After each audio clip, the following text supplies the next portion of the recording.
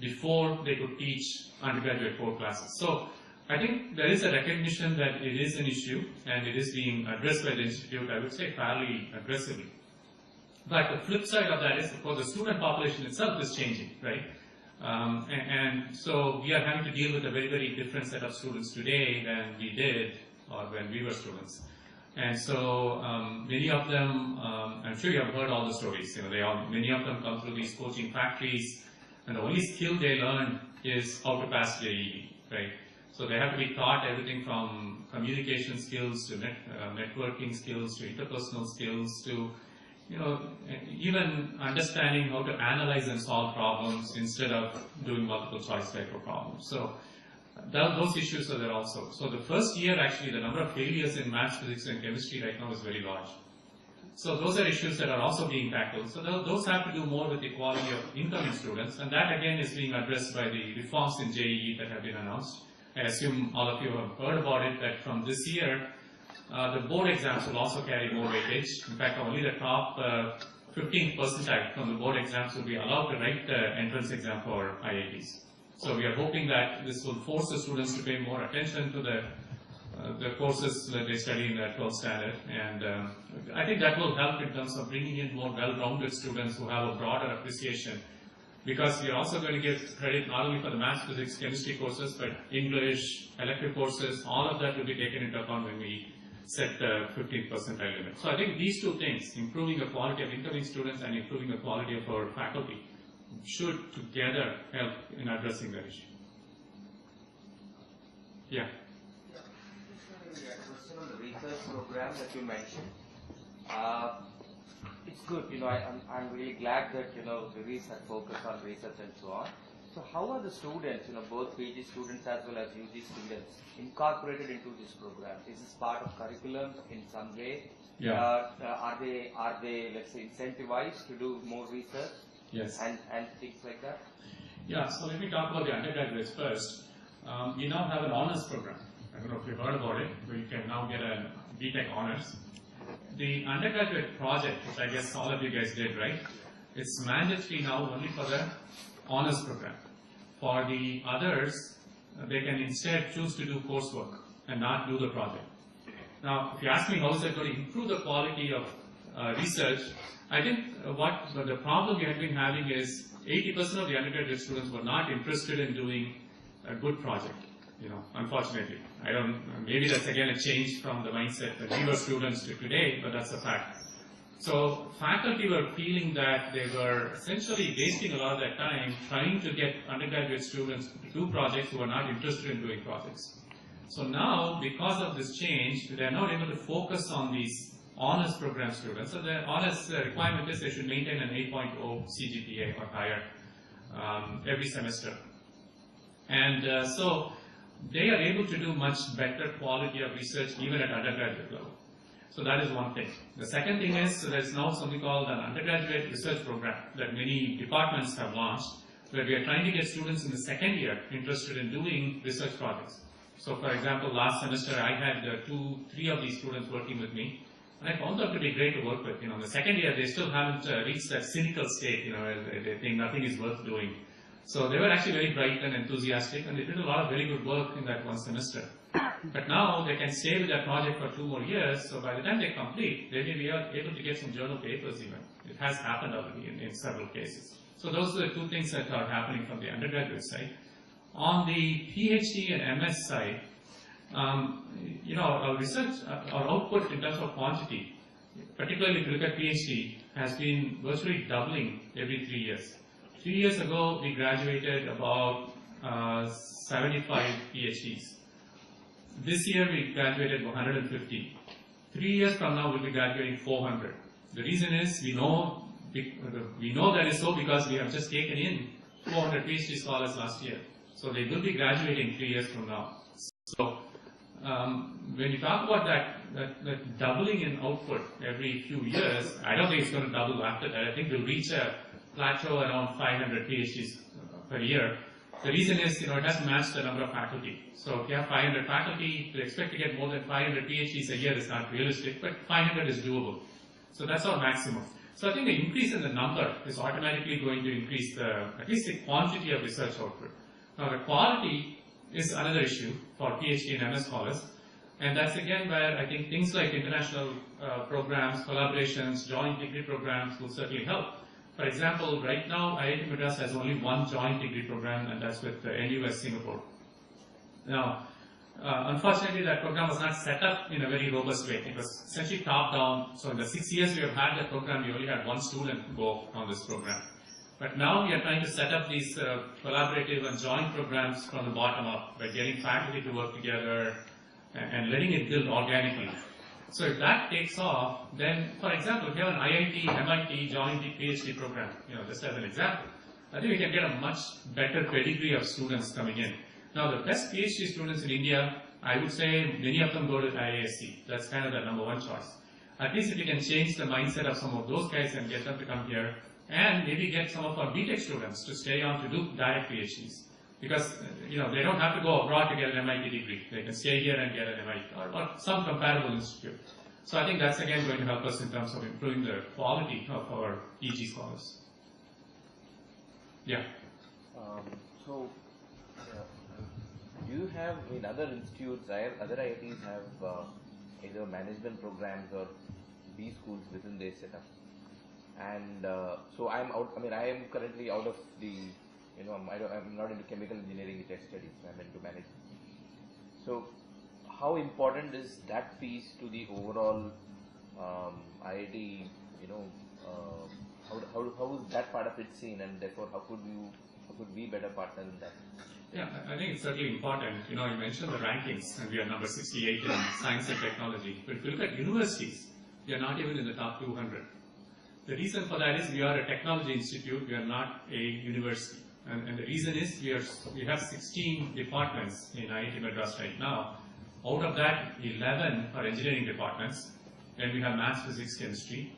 And then we have humanities and social sciences. And we have the Department of Management Studies.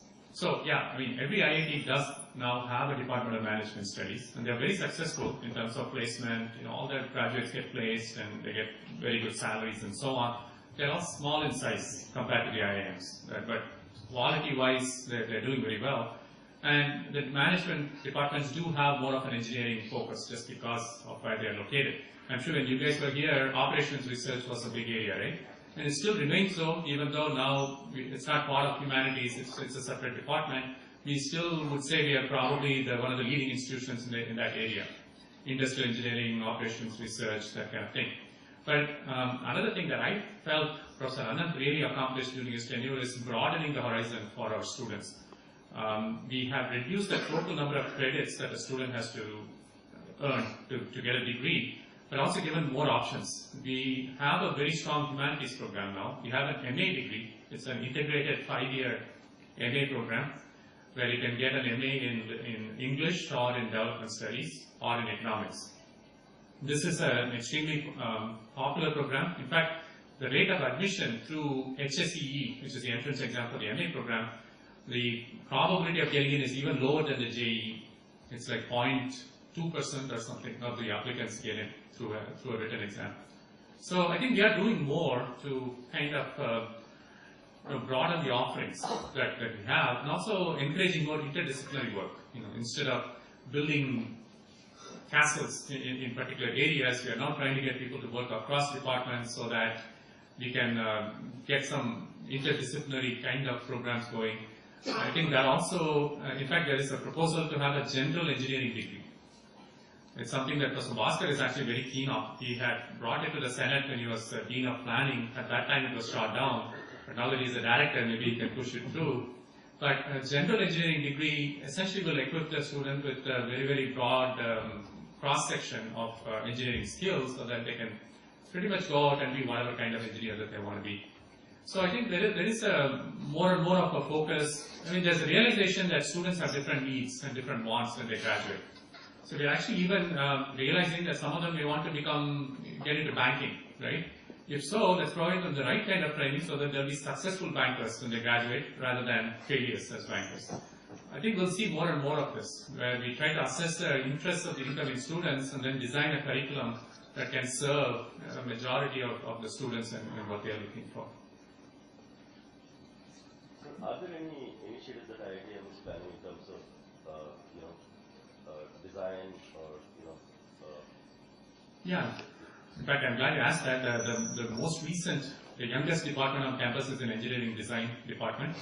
And it's our first attempt, I guess, to marry the design aesthetics part of life into the core engineering curriculum.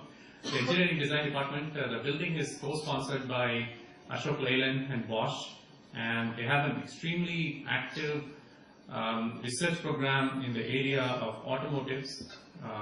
They're doing a lot of work with local, now that Chennai is like the Detroit of South Asia, there is very, very broad engagement with various automotive companies. The other area they're very active in is biomedical devices and so on. So engineering design, again, it has an engineering context to it, it's not a pure design or architecture type of department, but it does bring in a lot of the elements of a design curriculum. And here again, the Center for Innovation has been very helpful because the students really learn to design products at the center beyond what they learn in their curriculum. Yeah. You have videocon facilities, Yes. Yeah. You want to know how much can we, being in Chennai is a constraint, especially if we want to track. I was thinking about the leadership series that you mentioned. Yes. So, most of us could participate, but traveling to Chennai might be a constraint. Yeah, so a couple of ways we address that. All the lectures, for example, are videotaped and they are uploaded onto the website. So our website, if you go to the IIT Madras website and click on alumni, that will take you to our website, and we have a link for every one of the lectures that has been given in the leadership lecture series. In addition, we do webcasting. I think, for example, the AGM of the Alumni Association is webcast worldwide, as are many special events on campus. The convocation, Institute Day, all those events are now webcast. And the addresses are circulated to all the alumni so that they can tap in. Also, the ICSR building, ICSR was around when you guys graduated. Third floor is where we have our web studios, that's where we have our NPTEL program center. We have a full video conferencing facility so that we can do virtually anything real time now. So I think we're pretty well set up. The time difference is still an issue. Many live events here take place at very odd hours overseas. So the participation from overseas sometimes is not large enough to even justify the expense. For example, the AGM, probably 10 people would have viewed from elsewhere. Is it worth doing it? Maybe a better option is to record and have it available so that people can play it at their leisure. By the way, we have produced 2 DVDs, and the Alumni Association has produced 1 DVD, which highlight alumni contributions to the campus and to society at large. So we have made 2 videos called Alumni Matter 1 and Alumni Matter 2. Have anybody heard of it? Okay. So it's around everywhere. It's also on the website. You can access these videos from there. These 2 highlight what alumni have done on campus. The Alumni Association has done one called Alumni Care, which highlights all the social work that alumni have been doing outside the campus. And I think you're also producing a sequel to that. Yeah. So that's the second one was also loaded at the AGM. So we are, certainly getting into multimedia in a large way, but we want you guys to also take a step forward, right? We keep putting stuff out there, but if nobody is watching, eventually you get discouraged. So, that's still a challenge we need to work on. Probably thinking more on the lines of simple web chat. We do that with our clients all the time, live meetings, so that one of the things we can probably give back is the mentoring to students, especially for guys like the entrepreneurs here. We could probably, it's not going to be. To take a multiple strong approach. Yeah, I think that's certainly a good idea. I think especially our students are very open to that type of thing. For example, recently we have set up an entrepreneur cell, which essentially works like a Google group. So the students are able to post questions, and we have many alumni who are also part of this group, so they can kind of interact, virtually real time in a chat mode. So that sort of thing is certainly possible, and some of it is happening, but we can certainly scale it up. If there are some good ideas on how to do that, we'll be very happy to listen. Yeah.